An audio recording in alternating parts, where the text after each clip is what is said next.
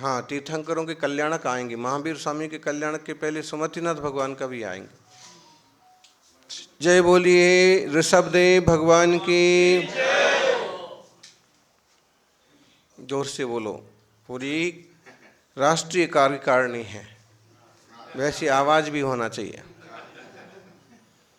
चैतन्य चमत्कारी पार्श्वनाथ भगवान की, वर्धमान महावीर भगवान की, आचार्य श्री आदिसागर महाराज की, आचार्य श्री महावीर कीर्ति महाराज की, आचार्य श्री विमल सागर जी महाराज की, तपस्वी सम्राट गुरुवराचा श्री सन्मति सागर जी महाराज की,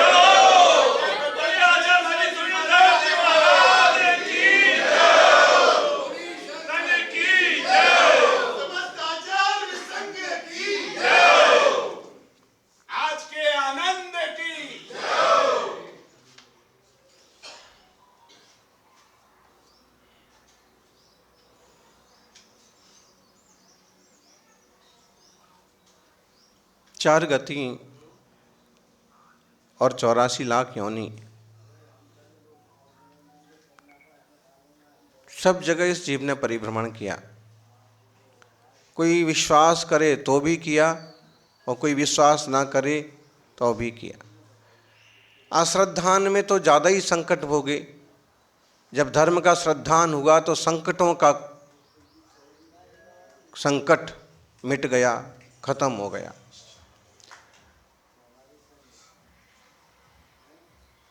मनुष्यों के भाव बहुत गिने चुने मिलते हैं। देव बहुत बार बन सकते हैं, नार की बहुत बार बन जाते हैं। त्रियंचों के भाव तो बहुत ही बार मिलते हैं, जिसमें निगोद वगैरह तो ज़्यादा काल उसी में गया। ऐसे में अगर हम इंसान बने और इंसान में भी जैन धर्म में जन्मे तो बहुत ही ज़्यादा कोई पुण्य। जैन धर्म अद्भुत है। इसमें किसी देवता का गुलाम बनने की बात नहीं है। इसमें देवाधिदेव जिनेंद्र भगवान एक बात कहते हैं कि प्रत्येक आत्मा होनहार भगवान है। प्रत्येक आत्मा परमात्मा हो सकता है और उसका तरीका भी बताया। उसके लिए जिनवाणी शास्त्र हैं और प्रैक्टिकल करने वाले मुनिराज गुरुवर भी हैं, जो प्रैक्टिकल करके बताते हैं कि ऐसे ऐसे तीर्थंकर भगवंतों ने आराधना की, साधना की और शुद्ध हुए। आज हम देखें, चाहे आचार्य कुंद देव हों और चाहे आचार्य देव पूज्यपाद स्वामी, कहते हैं पद्मावती पुरवाल जाति की नींव किसने रखी? 5वीं 6वीं शताब्दी के महान आचार्य पूज्यपाद। फिर ऐसे ही अपन को एक बात सुनने को मिलती है कि खंडेलवाल समाज की नींव रखी आचार्य श्री जिनसेन स्वामी ने। फिर ऐसे ही सुनने को मिलता है गुल्लाचार्य ने गोला पूर्व समाज की नींव। मतलब हुआ ऐसे करता था कि धर्म तो निरंतर चलता ही रहता था, लेकिन फिर भी किसी विशेष वर्ग पर किसी विशेष आचार्य का जैसे ही प्रभाव बना तो उन्होंने उन क्षत्रियों को, उन लोगों को एक सूत्र में बांध दिया कि आप लोग जो हैं आपसे ये कहलाएंगे। उसका कोई कारण रहा होगा, कोई निमित्त रहा होगा, जैसे उन्हें देवी पद्मावती की विशेष मान्यता होगी, ऐसा कोई कारण होगा तो उस तरह का उनका एक विशेष, ताकि उसमें किसी तरह का क्षरण ना हो, बिखराव ना हो। और इस कारण से आज देखें तो जैन धर्म में 84 उपजातियां हैं जो वीतराग जैन धर्म का भक्ति भाव से पालन करती हैं, निभाती हैं। उसमें अगर आज आपके संगठन की बात करें, अच्छा काम किया आप लोगों ने। राष्ट्रीय स्तर पर पद्मावती पुरवाल संस्थान का गठन किया, वर्षों से आप लोग इसको चला रहे हैं। गुजरात के स्तर पर भी इसका गठन किया। आकाश भाई परसों बता रहे थे, तभी हमने इशारा किया कि करो, नेतृत्व करो, यहाँ लोगों को जोड़ो। इससे एक चीज़ होती है कि जो सज्जातीयता है उसको बचाने में सहूलियत होती है। सज्जातीयता, असली बीज बचा रहना भी ज़रूरी है। आज कितना आधुनिकता बढ़ जाए और कितना हाइब्रिड हो जाए, लेकिन अंततः हाइब्रिड में धोखा ही होने वाला है। तो असली बीज बचा रहना बहुत ज़रूरी है। और उसके लिए हमारे यहाँ जैन धर्म में जिन शासन को मानने वाली जो जातियाँ उपजातियाँ हैं, इनका भी एक रूप में बंधे रहना, बने रहना बहुत ज़रूरी है। और हम देखें कि इसमें कितने बड़े बड़े महान लोग हुए हैं। जहाँ तक हम पद्मावती पुरवाल इस जाति की बात करें तो 84 में इसका भी बहुत सम्माननीय स्थान है। और इसमें हम देखें कि 20वीं शताब्दी में जितने प्रभावक आचार्य हुए, जिन्हें श्रेष्ठतम की कोटि में रख सकते हैं, उसमें अधिकतम इसी में से आए हुए हैं।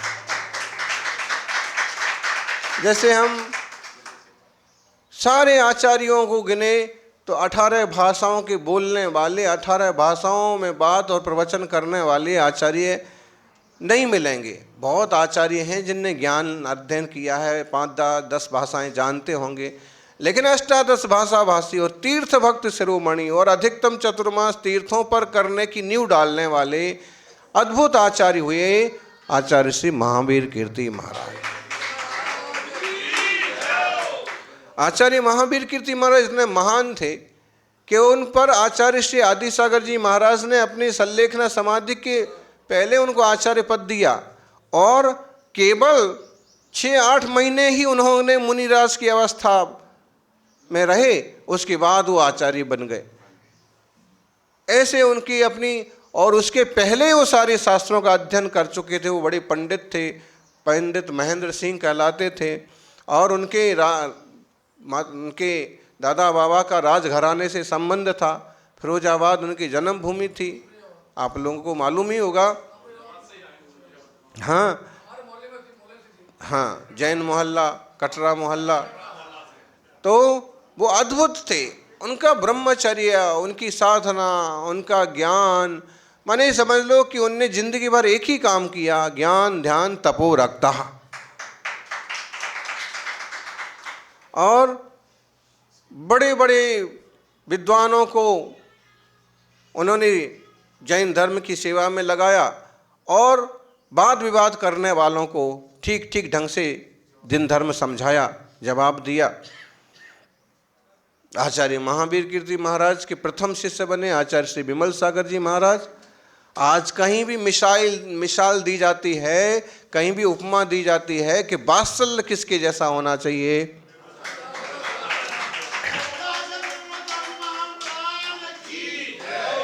कुछ लेना नहीं देना नहीं, लेकिन सबके लिए बेटा कैसे हो, बेटा ऐसा हो जाएगा, घबराओ मत।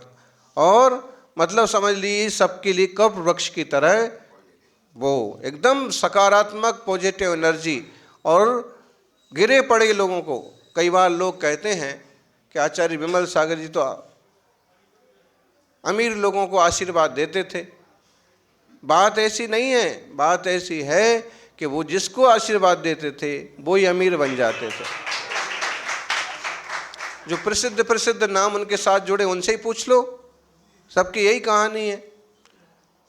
तो वो ऐसा उसको धर्म में लगा देते थे, उसको कोई जाप बता देते थे, मंत्र बता देते थे, तीर्थों के जोड़ देते थे, और उसका पुण्य बढ़ता था, पुरुषार्थ करता था, तो वो आगे। ऐसे आचार्य श्री विमल सागर जी। और तपस्या के मामले में आप देखो, तपस्वी सम्राट ही जिन्हें कहते हैं, इतिहास में किसी को उपाधि दी नहीं गई और इस उपाधि को झेलने लायक कोई पैदा हुआ नहीं, तो तपस्वी सम्राट आचार्य श्री सन्मति सागर जी।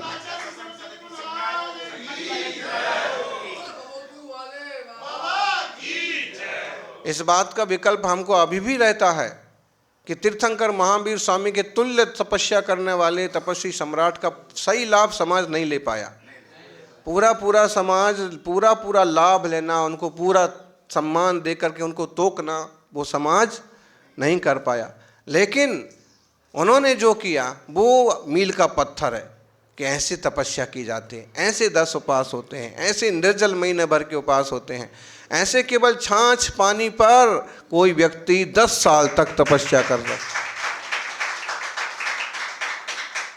विचार करो, कभी का दिन करके देखो, केवल मट्ठा पानी लेंगे आज, 2-4 दिन भी निभना मुश्किल हो जाएगा। और उन्होंने 10 साल ये वाली तपस्या की। फिरोजाबाद में उन्होंने जो तपस्या की थी, 1 आहार 1 उपवास, 1 आहार 2 उपवास, 1 आहार 3 उपवास, 1 आहार 4 उपवास, और बाद में उनमें उस बुखार भी आ गया, तबीयत भी बिगड़ गई। तो औषधि की बजाय, आहार की बजाय उनने और क्या किया, केवल गर्म जल लेना चालू किया, खौलता हुआ पानी। तो मतलब क्या, वो किसे कहते हैं तपस्वी सम्राट। भेद विज्ञान पूर्वक, ऐसा नहीं कि वो हाठी थे और जबरदस्ती उपवास कर रहे थे, भेद विज्ञान पूर्वक करते थे, आत्मा देह की भिन्नता पूर्वक करते थे, दिखाने के लिए गिनाने के लिए नहीं करते थे। कोई कभी कभी उंगली करने वाले लोग भी मिलते हैं, क्या है उनने तो नाम के लिए किए होंगे, तो उनका तो क्या है, तो एक ऐसी चीज़ खा लेते होंगे कि उन भूख ही नहीं लगती होगी। खूब विलेम और आलोचना करने वाले लोग कुछ भी बोलते हैं।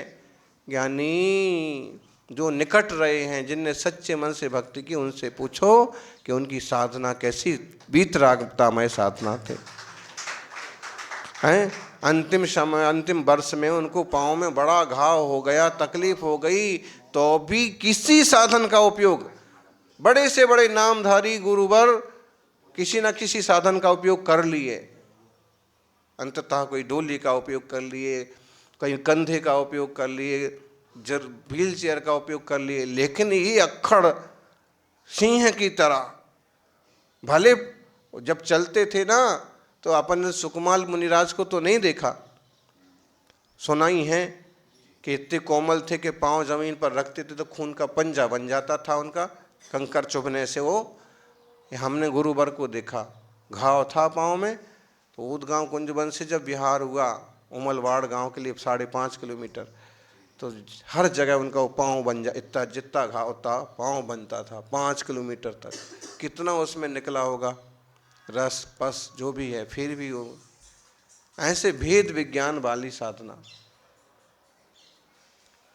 इसी के बाद की घटना इसी हफ्ते की, कि उमलवाड़ से नीमसिर गांव गए, वहाँ वो ध्यान में बैठे थे और चींटियाँ उनके पाँव में से, घाव में से मान से नोच नोच के लेके जा रही थी, और वो ऐसे ही बैठे थे, पाठ पढ़ रहे थे। हम देख रहे थे, हम सामने बैठे थे। फिर हमने कहा इतनी मोटी चींटियों की लाइन कहाँ जा रही है, जा तो खा रही है, आ रही है तो कुछ लेके जा रही है। तो देखा कि सब तो ये महाराज जी के पाँव में से लेके जा रहे।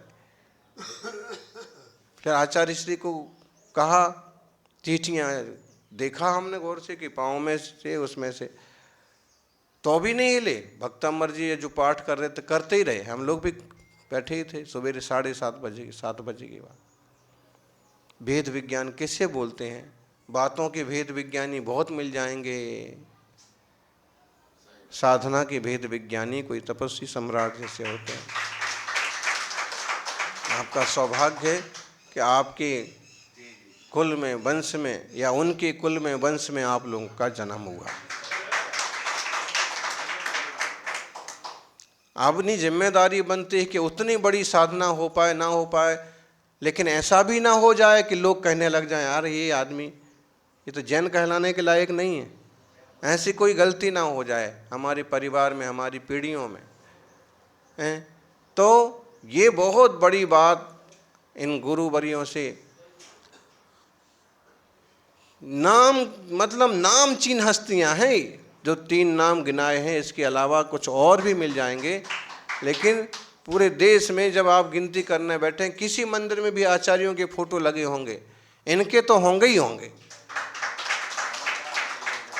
परंपरा की समझ लो 5 आचार्य हैं, आदि सागर जी, महावीर कीर्ति विमल सागर जी, सन्मति सागर जी, या जो भी हैं आगे के, तो भले सबके लगे ना लगे।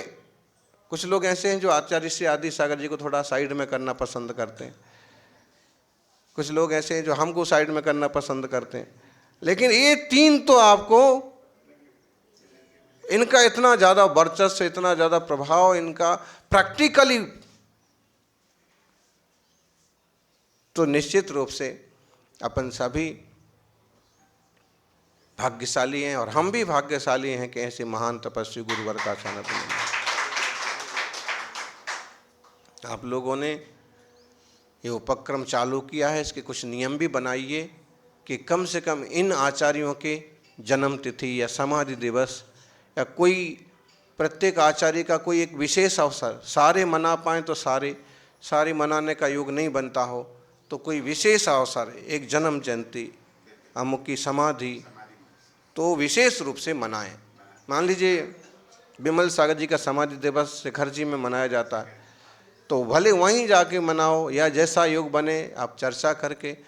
ऐसे गुरुवर सन्मति सागर जी की जन्मभूमि आपके पास में है, विमल सागर जी की जन्मभूमि पास में है, तो योग बन जाए तो वहीं जन्मभूमि में उनकी जन्म जयंती मनाई जाए।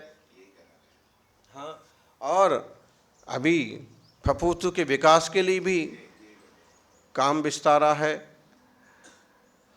तो वो भी पूरा व्यवस्थित रूप से गुरुवर के चरणों में समर्पित रूप से वो आगे बढ़े, उनकी उसमें गरिमा महिमा बढ़े, इस तरह का भी उपक्रम होना चाहिए।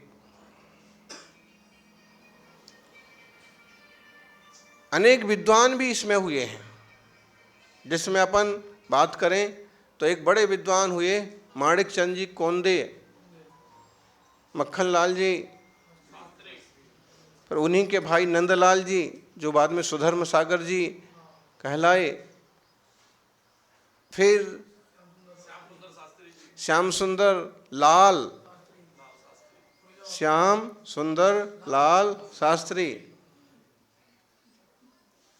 और ऐसे ही फिर नरेंद्र प्रकाश जी हैं, अनूप जी, और ऐसे अभी भी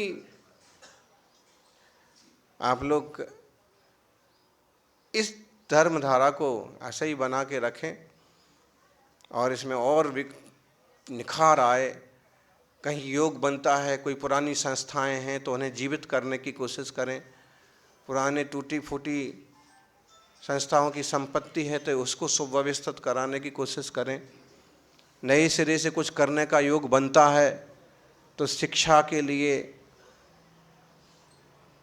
गुरुकुल के निमित्त से, स्वास्थ्य के लिए आयुर्वेदिक अस्पताल टाइप से कोशिश करें।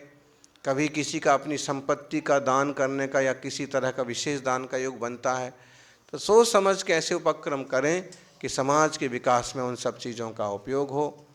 और सभी शिक्षित हैं आप लोग, और ये शिक्षा के क्षेत्र में और भी उन्नति करें, सभी का आचार विचार पवित्र बनता रहे, और देश व्रत और महाव्रत की परंपरा भी आप लोगों में से आगे बढ़ाते रहें, यही मंगल भावना। जय बोलिए 24 तीर्थंकर भगवान की।